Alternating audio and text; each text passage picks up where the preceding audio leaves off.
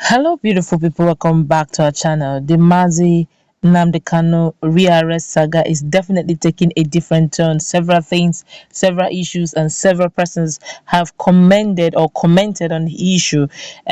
Where he was arrested, where some said intercepted, some said he was repatriated.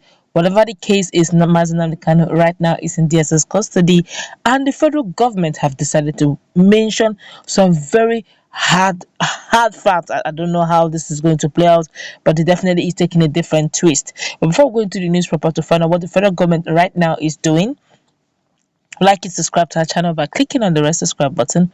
Beside it, you see a bell notification icon. Please go ahead, click on it to get notified as soon as we update our channel on YouTube. Want to say big thank you to some of us and those of us who have subscribed. God bless you. All right, straight into the news.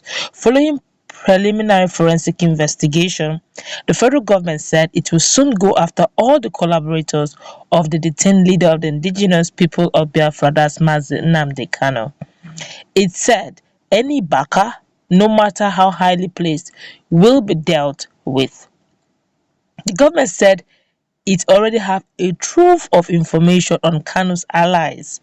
It also clarified that some countries and intelligence agencies with which it has obligations assisted to arrest Kanu.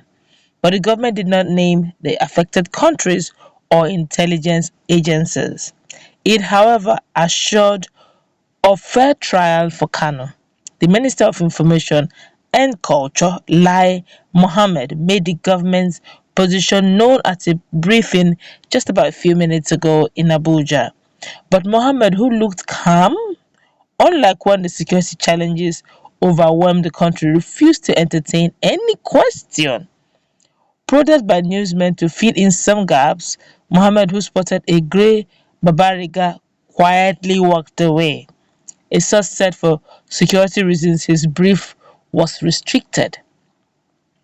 But he gave some snippets on the ongoing investigation of Kanu in the last 4 days. Okay, he said, "We can tell you that the forensic investigation carried out so far has revealed a treasure trove of information on the IPOB leader and his collaborators.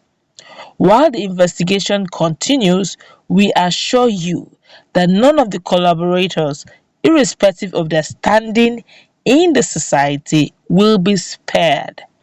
They will face the full wrath of the law for their activities that challenge our nation's sovereignty and threaten its unity. No one, no matter how highly placed, is bigger than the country." He also opened up on how Kanu was arrested in collaboration with some countries and international agencies. He also described those countries and intelligence agencies as those with which Nigeria shares obligations. He said, finally, there have been speculations on how this rearrest was pulled off and in which country the hitherto leader of the IPOB was nabbed. What can we tell you once again is that the rearrest was made possible by the diligent efforts of our security and intelligence agencies in collaboration with countries with which we have obligations.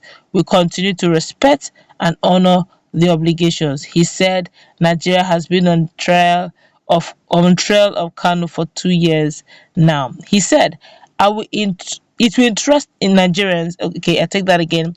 He said it will interest Nigerians to know that for over 2 years, our security intelligence agencies were on the trail of the IPOB leader as he lived a five-star life across several countries, traveling on chartered private jets, living in luxury apartments, turning out in designer clothes and shoes. Of course, we all know he was wearing an attire made by Fendi, a luxury Italian fashion brand, when he was arrested. Mohammed explained that many security agencies worked to effect the arrest of Nnamdi Kanu. He added, as you are aware, the leader of the indigenous people of Biafra, Mr. Nnamdi Kanu, had been rearrested and repatriated to Nigeria to resume his trial. This was made possible through collaboration of Nigerian security and intelligence agencies. Kanu, who is facing an 11-count charge of treason, treasonable felony, terrorism, illegal possession of firearms, amongst others, jumped bail in 2017 and left the country. He also continued by saying on Tuesday, Kanu was rearranged in court and ordered to be remanded in the custody of the DSS while the case was adjourned till July 26 to 27, 2021. He now said, "Gentlemen, the federal government wishes to commend the Nigerian security and intelligence agency who collaborated to rearrest the IPOB leader in one of the most classic operations of its time in the world. We commend the professionalism, the diligence, the patriotism, and painstaking effort of our security and intelligence agencies. We also thank the sister international agencies that collaborated with us to pull off this arrest." Mohammad assured all those seeking justice for Kanu that the suspect will get a fair trial. It is interesting that many are suddenly calling for a fair trial for Kanu, as if he didn't get one before he decided to jump bail and flee. However, I can assure you that the fair deal that Kanu denied many of the victims of the violence which he willfully instigated through his broadcasts and tweets will not be denied him. Oh, this is really getting out of hand. But of course, a lot of Nigerians have decided to react.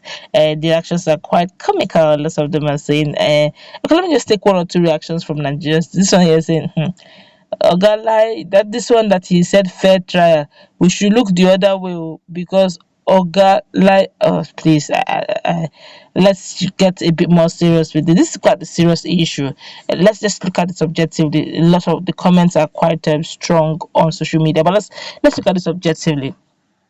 Alhaji Lai Mohammad is speaking on behalf of the federal government, and some hours back, the British Igbo British lawyers have also written to Kenya. Although, if you listen to the brief press release made by Lai Mohammed. Again, they deliberately refused to mention the country they collaborated with, whether African country or not. They didn't mention. They only said their sister international agencies and all that. And they said they have obligations with this country. That I guess those bilateral relationship we're talking about. And the British Igbo lawyers are now dragging Kenya authorities, that's Kenyan agencies that was involved, or that's allegedly, because it has not been proven so yet, allegedly involved in the extradition of Mazi Nnamdi Kanu, saying that Mazi Nnamdi Kanu had actually denounced his Nigerian citizenship, and now all the places he traveled along with, he traveled as a British citizen. For that reason, they should take him back to Britain and go through the process of repatriation and all that.